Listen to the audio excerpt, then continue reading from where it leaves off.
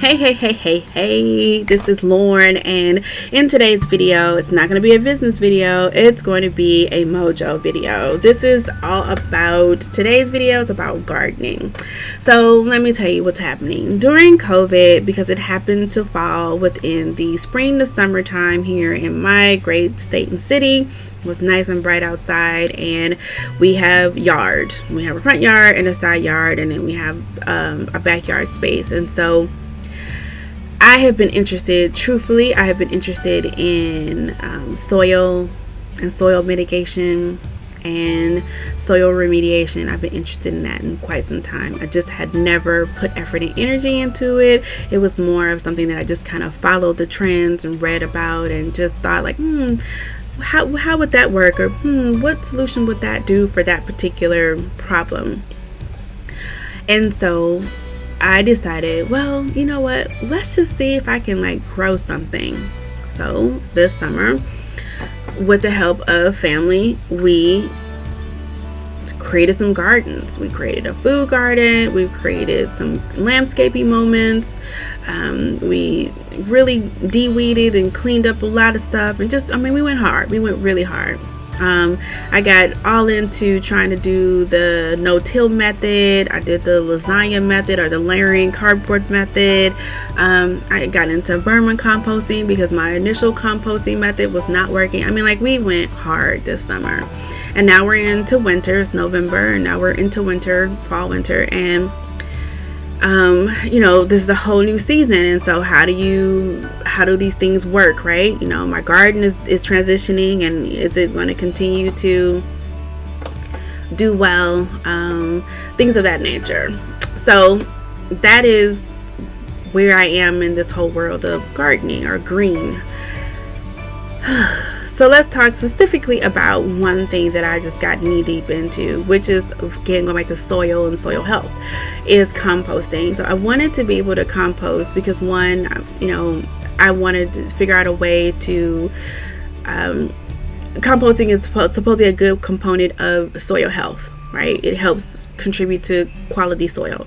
Then there's this idea that our food waste system is a hot mess. So how do you mitigate the food waste and then contribute to the soil? And so composting your food is supposed to be a way to do that. So I attempted to do that, like I said, and the first 2 times, toxic mess. It was disgusting.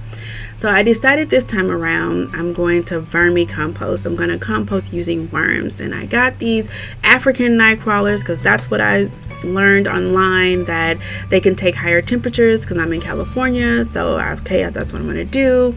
Got the little the stackable vermicomposting tower. I got it in a cute color because I knew it's going to be outside. It's going to be in our garden, and it needed to look attractive in the garden.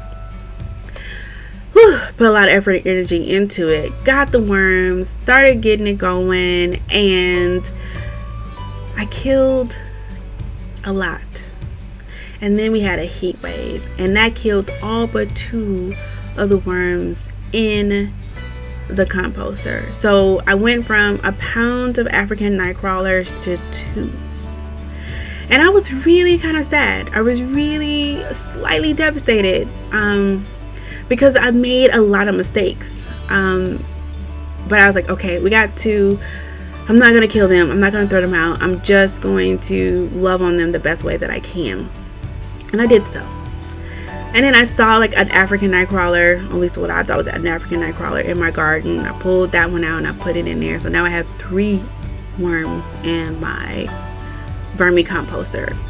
And over time, I started seeing little worms come in. And so I realized that before my other worms died, they'd all laid some eggs. And so those eggs were now hatching because the heat wave was over. And they're now all hatching. And I did some other things to mitigate, to make the environment more palatable for the existing worms. But I went from 2 to 3, and then I started seeing little people, and then the little people became teenagers, for lack of a better description. And now I have a legit population. Eyeballing it looks to be about the same size or number of worms that I had when I did the initial purchase of a pound of African night crawlers, maybe a little bit more. And at some point I will measure that out. But as of this moment, today, I know that I have more than half of what I lost.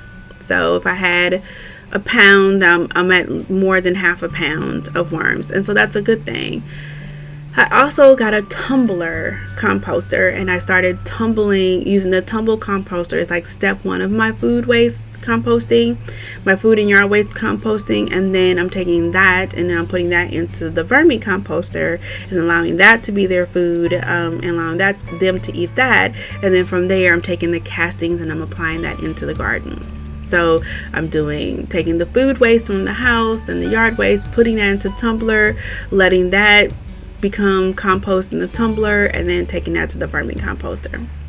So the vermi composter, the things that has been a pleasurable and traumatic experience, and I'll do more videos on it, but I just wanted to let you know what I was doing. I decided to really get into soil health and soil mitigation, and I really wanted to learn how to compost. And then next I'm going to do is I'm going to take a soil class.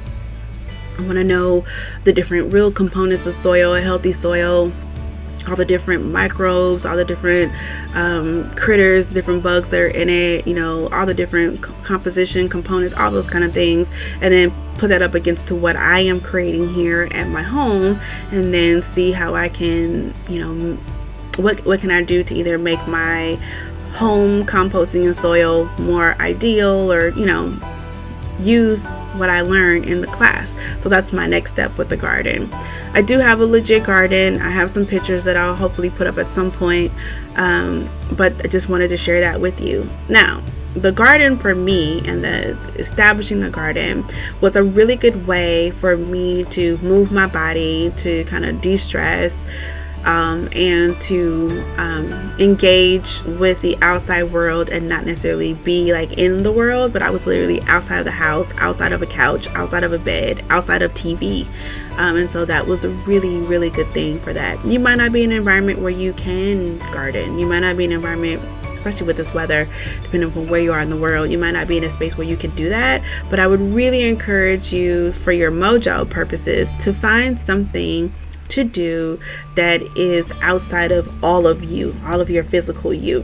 Find something to do, find something to grow, find something to take care of, find something to love on that is outside of you, that you can dedicate energy to. You don't dedicate a lot of money to it, maybe even no money, but you can do that. And there's plenty of options out there, and there's something inside of you that you've been thinking about doing, that you've been wanting to do, and you haven't done it. And I'm saying do it. And I'm saying do it because we are going to continue to be living in a transition where our lives are going to be mitigated. Our lives are going to be augmented. Our lives are going to be, I don't want to say restricted, but confined or restricted, or, there's going to be some external factors as to why you can't do what you normally did before. And so fill it in with something that is interesting. Fill in something that's stimulating. Fill that time with something that is productive. And don't get lofty. You don't have to do a garden, but do something that will definitely help your mojo. It definitely helped my mojo. So until next time, bye.